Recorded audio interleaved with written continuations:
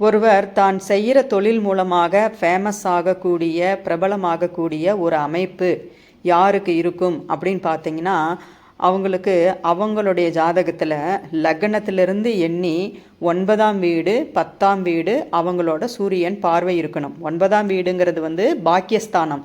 நம்ம ஒரு விஷயத்தை அடையணும்னா அதுக்கு நம்மளுடைய பாக்கியங்கள், பூர்வ புண்ணிய பாக்கியங்கள் நமக்கு கிடைச்சிருக்கணும். அந்த பாக்கியம் நமக்கு இருந்தால் தான் அது நமக்கு கிடைக்கும்.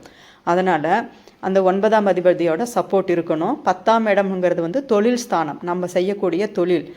அதுபோல் சூரியன் வந்து இருட்டில் இருக்கக்கூடியவங்களை கூட தன்னுடைய வெளிச்சத்தால் உலகறிய செய்ய வைக்கக்கூடியவர் தான் சூரியன்.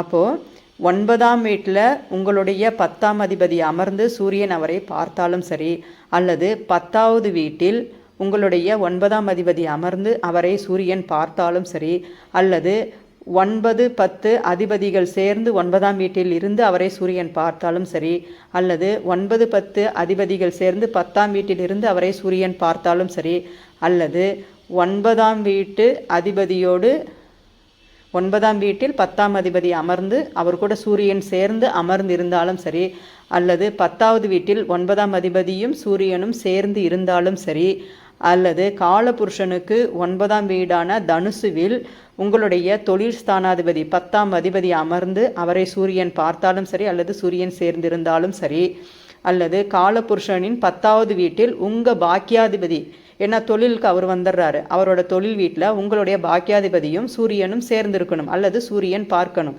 இத்தனை பாயிண்ட்டுகள் வந்து இருக்கும். ஏன்னா நிறைய பேருக்கு இந்த அமைப்பு இருக்குது இல்லைங்களா. இதில் ஒரு பாயிண்ட் அவங்களுக்கு செட் ஆனாலும் அவங்க அந்த தொழிலில் பிரகாசம் அடையக்கூடிய அமைப்பில் தான் இருப்பாங்க. அப்போது இது அவங்களுடைய பிறப்பு ஜாதகத்தில் இந்த 9, 10 சூரியன் கனெக்ட் ஆச்சுன்னா கண்டிப்பாக அவங்க வந்து அந்த தொழிலில் நம்பர் 1 இருப்பாங்க.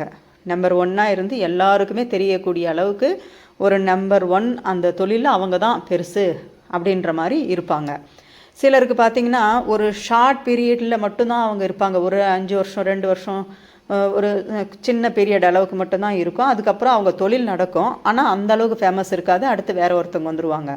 அது என்ன மாதிரியான அமைப்புன்னா, கோச்சாரப்படி அவங்களுக்கு 9ஆம் அதிபதி தசை நடந்து 10ஆம் அதிபதியோட புக்தியில் சூரியனின் பார்வைப்படும் பொழுது அவங்களுக்கு அந்த பாக்கியம் கிடைக்கும். அல்லது 10ஆம் அதிபதியோட தசை நடந்து 9ஆம் அதிபதியே அதில் அமர்ந்திருந்து அவருக்கு சூரியன் பார்வை கிடைக்கும் போது இந்த பாக்கியம் கிடைக்கும்.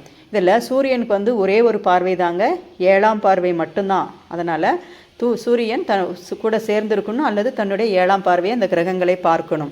இது இருந்தால் மட்டும்தான் அவங்களால தொழிலில் சிறந்து விளங்க முடியும், பேர் புகழோடு இருக்க முடியும். சின்னதாக ஒரு பெட்டி கடை வச்சா கூட அந்த பெட்டி கடையில் அவங்க பெரிய உயர்வு அந்த ஊருக்கே தெரிகிற அளவுக்கு இருக்கும். இன்னாரோட இதுன்னா தெரிஞ்சிற அளவுக்கு இருக்கும். அதே போல் தான் பெரிய வேலைக்கும் இதே